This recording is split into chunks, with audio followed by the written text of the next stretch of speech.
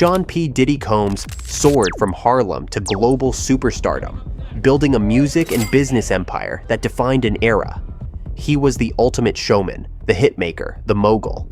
But behind the glittering facade, a darker story was allegedly unfolding.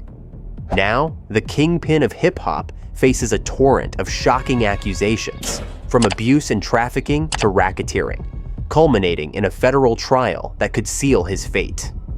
Discover the full story of his meteoric rise and devastating fall. For more deep dives into today's biggest stories, make sure you subscribe to our channel and hit that notification bell. Sean John Combs, born in Harlem, New York City on November 4th, 1969, and raised in the nearby town of Mount Vernon, began a journey that would see him become a towering figure in American entertainment. His early foray into the music world started not in the spotlight, but behind the scenes as an ambitious talent director at Uptown Records. It was here he first honed his ear for hits and his eye for raw talent, quickly making a name for himself with his drive and innovative ideas. But Combs had visions larger than what his role at Uptown could contain. In 1993, he took a leap of faith and founded his own record label, Bad Boy Records. This wasn't just the start of a company, it was the beginning of a cultural phenomenon that would redefine hip-hop and R&B for a generation. Bad Boy Records, under Combs' guidance, became a hit-making machine. He had an almost Midas-like touch, discovering and nurturing artists who would become legends in their own right. Chief among them was Christopher Wallace. The world would come to know as the Notorious B.I.G. Combs was instrumental in shaping Biggie's sound and image, helping to craft a legacy that endures long after the rapper's untimely death. Beyond Biggie, Bad Boy was a launchpad for a galaxy of stars, including the soulful Mary J. Blige, the smooth R&B crooner Usher, and many others who benefited from Combs' sharp instincts and production prowess. He wasn't just a label head, he was a tastemaker, a Svengali, who understood the pulse of the street and the desires of the mainstream audience. Soon, Combs himself stepped into the recording booth, adopting the moniker Puff Daddy. His debut album as an artist, No Way Out, released in 1997, was a commercial juggernaut. It soared to the top of the Billboard 200 chart, fueled by iconic singles like the infectious Can't Nobody Hold Me Down, and the poignant tribute, I'll Be Missing You, a song dedicated to the Notorious B.I.G. that resonated globally and became the first hip-hop track to debut at #1 on the Billboard Hot 100. This success was no fluke. He followed it with other popular albums, such as Forever in 1999, and the saga continues. In 2001, solidifying his status as a recording star. His work earned him critical acclaim, including 3 Grammy Awards, cementing his position as a musical powerhouse. Even decades into his career, his creative drive remained, evidenced by his 2023 release, the love album Off the Grid, which itself garnered a Grammy nomination, showing his sustained relevance in an ever-evolving industry. But Sean Combs' ambitions stretched far beyond the recording studio. He proved to be a remarkably astute businessman, diversifying his interests and building a veritable empire.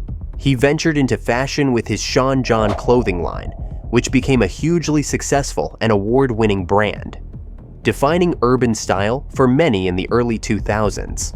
He also made a significant impact in the beverage industry through a lucrative partnership with Ciroc Vodka, transforming it into a leading premium brand. Recognizing the shifting media landscape, he launched Revolt TV, a music cable network dedicated to hip-hop culture and showcasing emerging artists. His influence was undeniable, leading Time magazine to name him one of the 100 most influential people in the world in 2005. Alongside these commercial ventures, Combs also engaged in philanthropic work through the Sean Combs Foundation, supporting educational and health initiatives, and was a visible part of campaigns like Vote or Die, encouraging youth civic participation. He was, by all accounts, a multifaceted mogul who had conquered music, fashion, and business. Then, in the autumn of 2023, the narrative surrounding Sean Combs began to take a starkly different turn.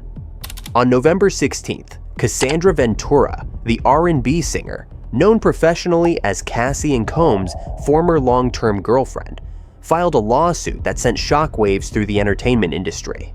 Her legal complaint was filled with disturbing allegations, accusing Combs of a years-long pattern of horrific abuse that included rape, physical violence, and sex trafficking. Ventura's lawsuit painted a grim picture of her life with Combs, alleging he exerted extreme control over her, forced her to engage in sex acts with male prostitutes, and supplied her with drugs. The details were graphic and deeply unsettling, standing in stark contrast to the glamorous public image Combs had cultivated for decades. The response to Ventura's explosive allegations was swift, but perhaps not in the way many anticipated.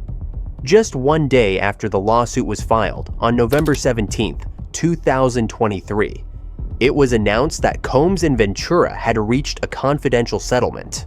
While the terms were not disclosed, Combs, through his representatives, continued to vehemently deny the accusations, framing the settlement as a business decision rather than an admission of guilt. He maintained his innocence, but the very public nature of Cassie's claims had opened a Pandora's box. The resolution of Ventura's lawsuit did not quell the storm. Instead, it seemed to embolden others. In the weeks that followed, from late November through December 2023, a series of additional lawsuits were filed against Combs. Many of these legal actions were brought under New York's Adult Survivors Act, a law that temporarily lifted the statute of limitations for civil claims of sexual assault, allowing individuals to sue over alleged abuses that occurred years or even decades earlier. These new lawsuits echoed some of the disturbing themes present in Ventura's complaint, with multiple women accusing Combs of sexual assault, severe beatings, and forced drugging. Some of the allegations dated as far back as the early 1990s, during his meteoric rise in the music industry. As each new claim surfaced, Combs' legal team consistently issued denials, often characterizing the allegations as false, opportunistic, or attempts to extort money from the wealthy mogul. The carefully constructed empire of P. Diddy was now facing an unprecedented challenge, as a chorus of voices from his past rose with serious and damaging accusations, marking a dramatic and troubling new chapter in his story. As the calendar turned to 2024, the legal storm engulfing Sean Combs showed no signs of abating. Instead, it intensified, drawing in new accusers and eventually federal law enforcement. The barrage of lawsuits that had characterized the close of 2023 continued into the new year, each one adding another layer to the rapidly crumbling edifice of Combs' public persona. The accusations, while varied in their specifics, painted a consistent and disturbing picture of alleged abuse, coercion, and predatory behavior, stretching back through much of his celebrated career. Combs, through his legal representatives, continued to issue blanket denials, often attributing the claims to individuals seeking financial gain or notoriety at his expense. However, the sheer volume and gravity of the allegations were becoming increasingly difficult for the public and the media to dismiss. A particularly shocking development occurred on February 26, 2024, when Rodney "Lil Rod" Jones, a music producer who had worked closely with Combs on his recent The Love album Off the Grid, filed his own explosive lawsuit. Jones's complaint was harrowing, alleging that during his time working for Combs, from September 2022 to November 2023, he was subjected to constant sexual harassment, drugging, and explicit threats. He claimed Combs forced him to procure sex workers and to engage in unwanted sexual acts. The lawsuit detailed numerous instances where Jones felt his safety and well-being were compromised, describing an environment allegedly rife with illicit drug use and sexual misconduct orchestrated by Combs. Jones's allegations were not limited to Combs alone. His lawsuit also named several of Combs' associates, staff members, and even his son, Justin Combs, implicating them in the alleged activities or as witnesses. The producer also claimed he had hours of video and audio recordings documenting many of the alleged incidents, adding a new dimension of potential evidence to the already volatile situation. Combs's legal team was quick to refute Jones' claims, labeling them as patently false and an attempt by a disgruntled former employee to make an undeserved payday. The situation escalated dramatically on March 25, 2024, when federal agents from Homeland Security Investigations executed search warrants at two of Sean Combs's opulent mansions. The raids, conducted simultaneously at his lavish estate in the Holmby Hills neighborhood of Los Angeles and his waterfront property on Star Island in Miami Beach, were a stunning public display of the seriousness of the federal investigation. News helicopters circled overhead, broadcasting images of armed federal officers entering and exiting the properties, carrying out boxes of potential evidence. It was soon confirmed that the raids were connected to an ongoing sex trafficking investigation being conducted by the Southern District of New York, the same federal prosecutor's office renowned for handling high-profile and complex criminal cases. While Combs himself was not present at either location during the raids, his sons, Justin and Christian King Combs, were reportedly detained and questioned by federal agents at the Los Angeles residence before being released without charges. The scope of the items seized was reported to include computers, hard drives, mobile phones, and other electronic devices, as investigators sought evidence related to the grave allegations that had been mounting against the music mogul. The federal intervention signaled a critical turning point. The accusations against Combs had now moved beyond civil litigation into the realm of a major criminal investigation by the United States government. Combs' attorney, Aaron Dyer, released a statement decrying the raids as an unprecedented ambush and a gross overuse of military-level force. Dyer reiterated Combs' innocence and criticized the media coverage, asserting that it was based on meritless accusations. Despite the aggressive federal action and the ongoing public relations crisis, the lawsuits continued to accumulate. In May 2024, two more women came forward with disturbing accounts of alleged abuse by Combs. Crystal McKinney, a model, filed a lawsuit accusing Combs of drugging and sexually assaulting her in 2003. She claimed that after meeting Combs at a men's fashion week event in New York City, he pressured her into drinking a spiked beverage that left her disoriented, after which he allegedly assaulted her.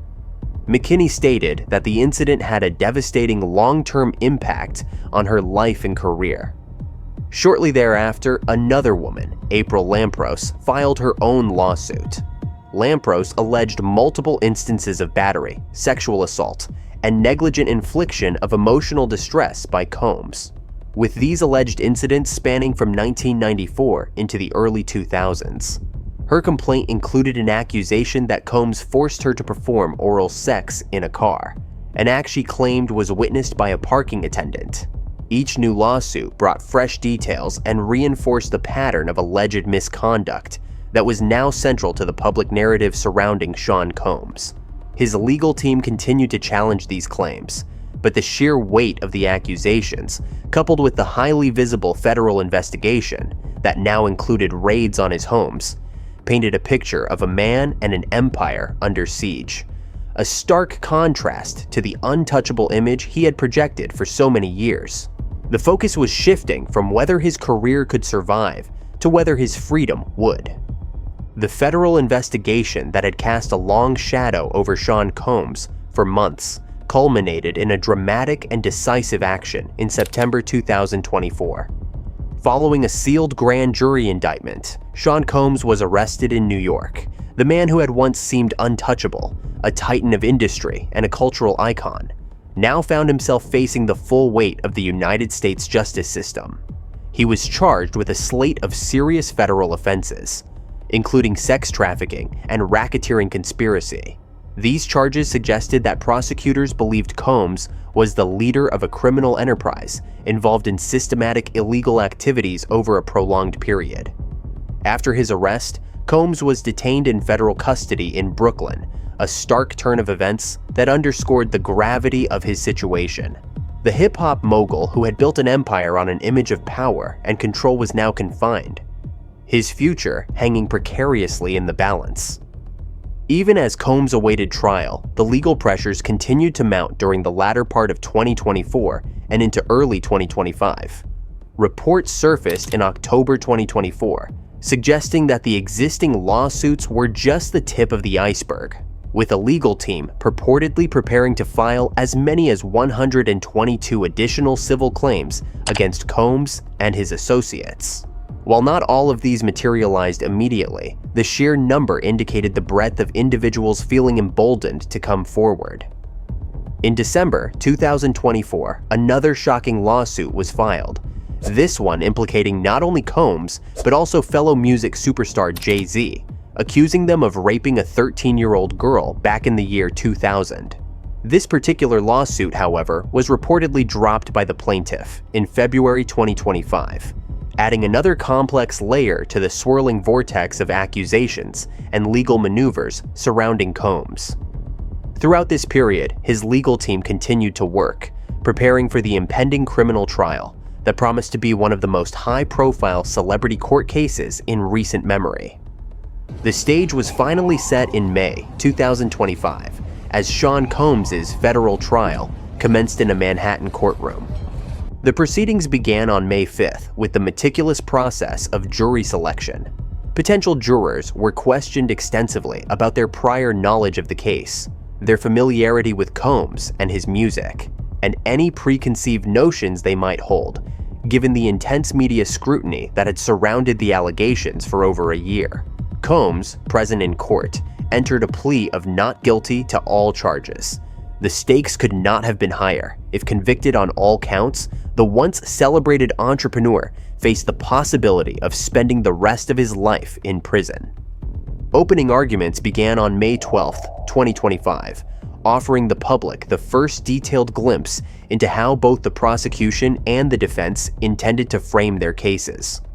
Federal prosecutors painted a damning picture of Combs, alleging he systematically used his fame, fortune, and influence to operate a criminal enterprise. They accused him of coercing women and associates into participating in drug-fueled sex parties, which they claimed Combs often referred to as freak-offs.